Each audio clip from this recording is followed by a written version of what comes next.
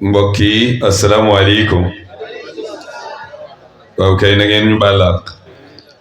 ñu ngi leen di nuyu kenn ku fi teew rek ci turam ak ci santam. xam naa dañuy jëfe ndigal li rek ndax suma kilifa yi toogaay bi yàgg na. duñu limaat Cheikh Al Khalifa lim na délégation bi muy geste bu ma neex. ndax ba ko ay kilifaam jiitalee moom yëg na ni ay kilifaam ñoo ko jiital. kon maa ngi nuyu ñëpp ci tuuru sunu kilifa ñun ñëpp te mooy a cheikh Bou Sidi Muxtaar ibnu cheikh Sidil Muxtaar ibnu cheikh Abi Mouhamed ibnu cheikh al Bun Amar mi xalifatul am li tariqati al qadiriyati al bukaiyati al muxtaariyati al bunamiya. amul leneen luñ ciy teg nuyu cheikh Sidi Yahya mi jiite délégation bi te ngant amoon na ba nu ñaan ba noppi lii ñuy def dañ ma koy sagale rek te ñun seen matériel lañu. ma bëgg yëkkati bàkku kër gi ñu ñaan sëriñ bi yàlla na fi yàgg lool te wér. li daw sama yaram mooy délégation bi bëgguma limat waaye Cheikh Sidi Lamine Jaxate ñu ngi leen di ziyaara Cheikh Mamadou Sankare ak mboolem waa daayira bi. li daw sama yaram mooy maam Cheikh Bun Ama dafa ànd ak Wuld Salaahi. ñu bari dañu defee ni tàggoo bi awdash la déedéet fii la amee ci Ndar. loolu mooy li daw suma yaram. maa ngi nuyu mam buuba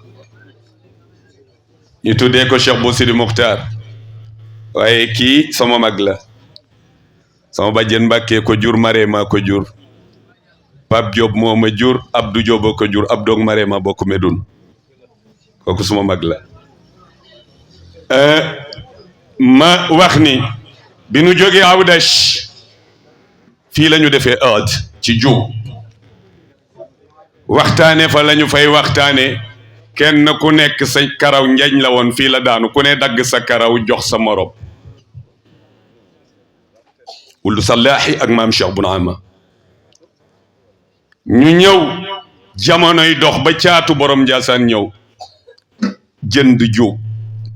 mi ngi ko jëndee ci gourmet yi da ko jënd ba jëndaale fourchette yi dëkkal fa njabootam.